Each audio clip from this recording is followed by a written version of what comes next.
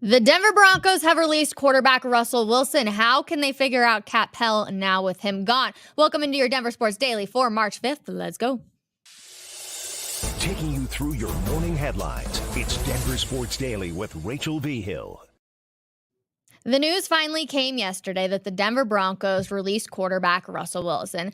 Nothing that we were very surprised about. However, Sean Payton and general manager George Payton confirmed the news in a joint statement, essentially going on to say, on behalf of the Broncos, we thank Russell for his contributions and dedications to our team and community while wishing him the best as he continues his career. Again, this isn't anything that anybody thought was outrageously surprising or where was he going to go or was it ever going to work. It wasn't any of those things, but it definitely was interesting that it comes after the combine. Everybody's sitting around thinking, okay, are they going to draft a quarterback? What is that going to look like? Or were they going to, for some reason, stick with Russell Wilson? Of course, they're looking to now move on. Russell Wilson says his goodbye statement in a lengthy one, thanking the city of Denver, his teammates, and other Broncos personnel. However, he never mentions Payton, or the Broncos ownership. The Broncos will take an $85 million cap hit in dead money as a result of Wilson's release. And Wilson's teammates took to Twitter and Instagram to wish number 3 good luck. You can see Justin Simmons, Tim Patrick, Patrick Surtain, Jerry Jeudy, Cortland Sutton had posted stuff on his Instagram story. So plenty of stuff. But again, this dead money, that's where things get a little interesting.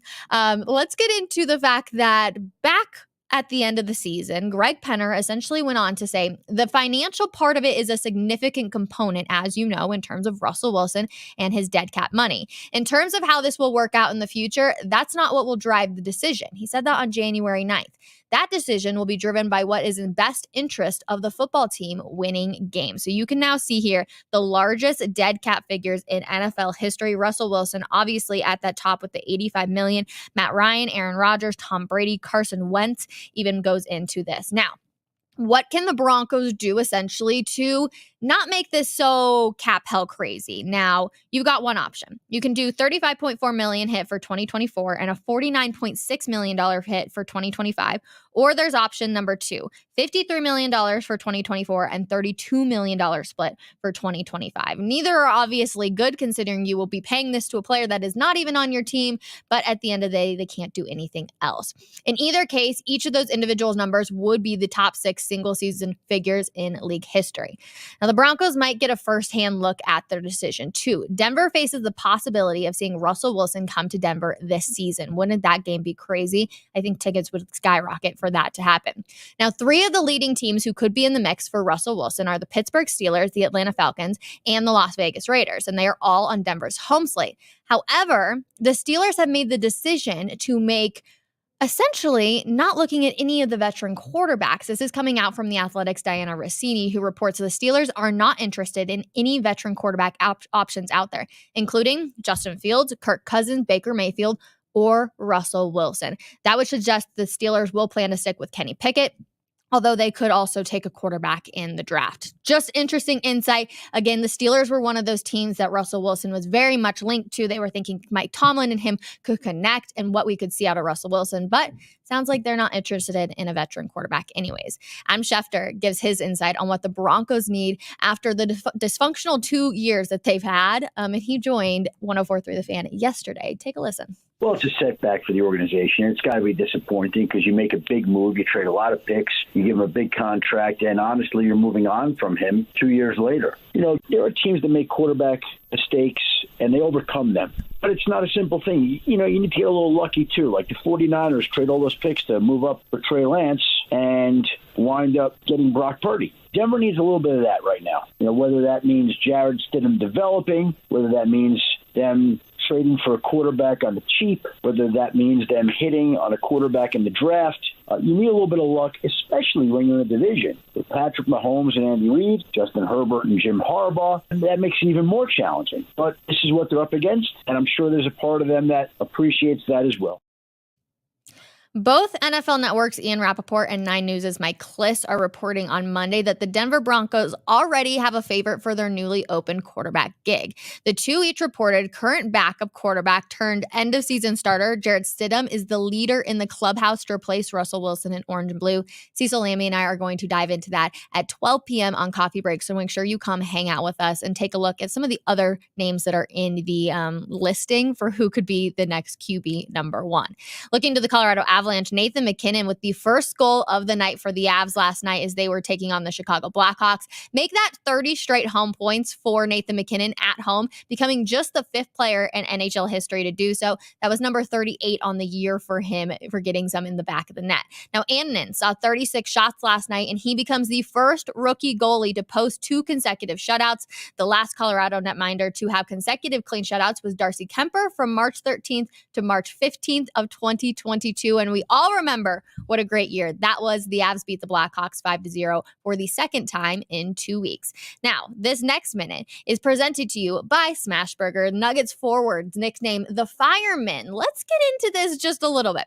So essentially, Justin Holiday, this started in college, the Firemen. They used to sub him in on defense if someone was hot and he put out fires. Michael Malone just learned about it and he loves it. I love the nickname too. It will definitely live on here whenever we go see Justin Holiday out there. But the Nuggets will be hosting the Phoenix Suns tonight. There is no Devin Booker. He's out with an ankle injury for the next 7 to 10 days. And then Phoenix Suns, Nurk is questionable with right calf tightness as well. So make sure you tune in. That is an 8 o'clock start time tonight. So it's definitely going to be a late one. The Suns 35-26, Nuggets obviously 42-19. Again, late tip, but should be a fun one.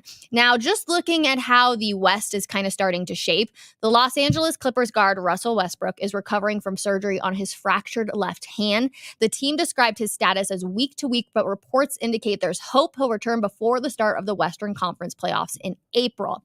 This is really fascinating for the Nuggets perspective because obviously the Clippers have quietly built this super team out there in LA. And so it's okay, they're going to be making a push obviously towards the playoffs too. But without Russell Westbrook, man, I cannot talk on this Tuesday, everybody. It's definitely going to be interesting to see how the next couple of weeks play out and how their depth is affected as well. Westbrook fractured his non-shooting hand in a Friday night victory over the Washington Wizards, and he returned in less than 4 weeks after fracturing his right hand in 2024 with the Oklahoma City Thunder. He missed only 14 games. So just a little bit of history on that back front right there too about what could possibly be. Now, obviously, since 2014, Russell Westbrook has obviously gotten a little bit older. It takes your body a little bit more time to heal, but it will be interesting to see how that kind of plays out. Last one for you on this Tuesday. College football players are lining up to lend their name and likeness to EA Sports College Football 25. EA says more than 10,000 players have already opted in to the game, which launches this summer.